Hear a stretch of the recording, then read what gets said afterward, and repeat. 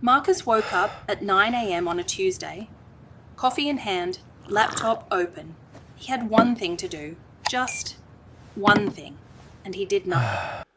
Not because he was lazy, not because he didn't care, but because something in his brain just wouldn't let him start. Sound familiar? We always say the same thing. I just need to get motivated. I'll start when I feel ready. But here's the thing nobody tells you. Motivation doesn't come first. And waiting for it, that's the trap. That's exactly what your brain wants you to do. There's actually a reason your brain resists hard things. And it's not a character flaw, it's biology. Your brain has one job: keep you safe and comfortable. Hard things feel like danger. So your brain creates a feeling. We call it resistance. And resistance feels like, I'll do it later.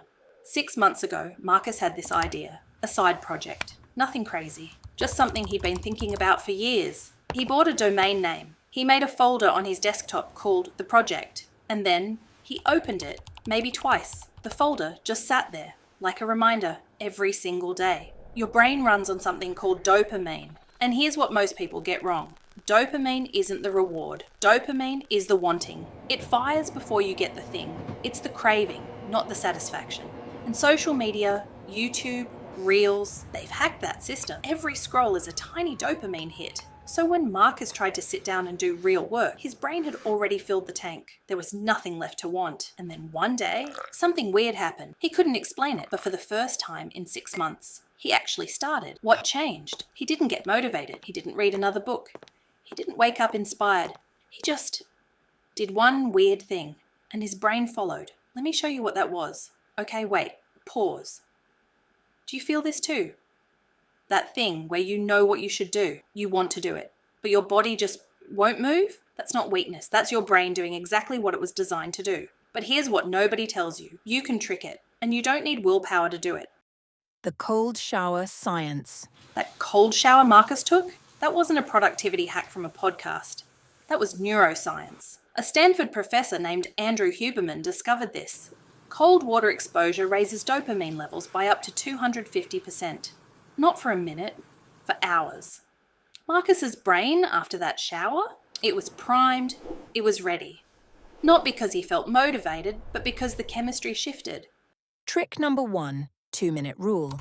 After the shower, Marcus didn't open the project and plan everything. He didn't set a 4-hour work block. He opened one file, just one. He told himself 2 minutes. That's it, just 2 minutes. And here's the thing about 2 minutes. Your brain doesn't fight 2 minutes. It only fights big, scary things. Tiny things, it lets through. And once you start, the brain's own inertia takes over.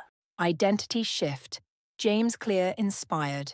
There's a book called Atomic Habits. It says something that sounds simple, but it isn't.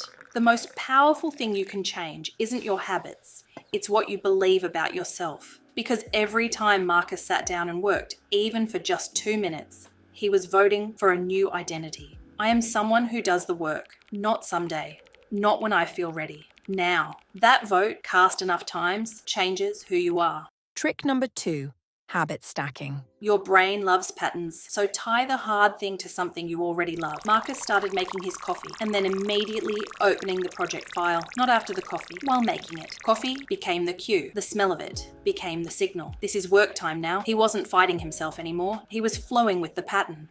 Trick number 3, make the hard thing less hard.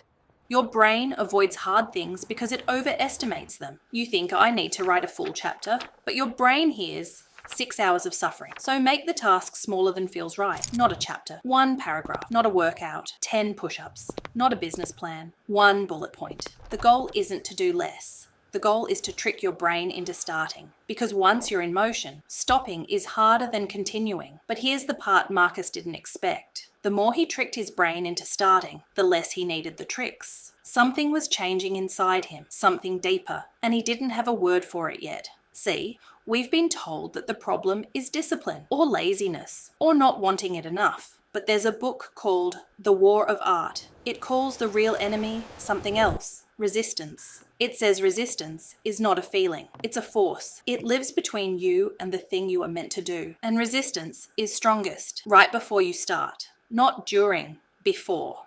Most people mistake that moment of resistance for a sign that they shouldn't do it. It's actually a sign that they should.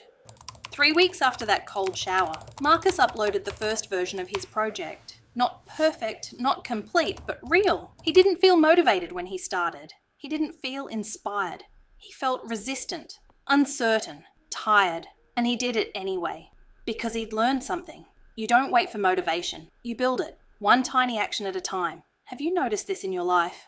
That thing you've been putting off for weeks or months? You're not lazy. Your brain is just doing what brains do, protecting you from discomfort. But discomfort is where everything real lives. The project, the conversation, the change. It's all right there, on the other side of 2 minutes. So here's what I want you to do. Not tomorrow, right now.